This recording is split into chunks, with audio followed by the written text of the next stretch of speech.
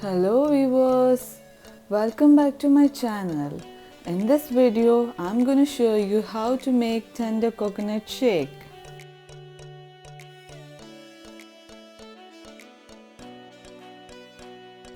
If you are new to my channel, then please subscribe to my channel and press the bell icon to get the newer notifications.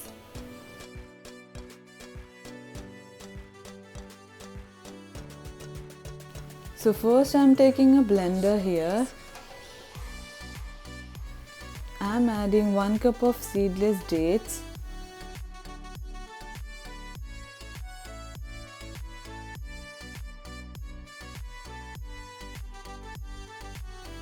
one cup of tender coconut flesh,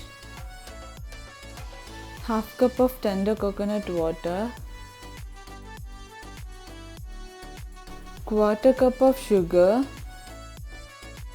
and 1 cup of milk. So blend well. So our shake is ready now. This is a famous shake mostly termed as Elaneer shake. So if you like my videos, then hit the like button and share your valuable feedbacks in the comment section below. Until then, bye bye.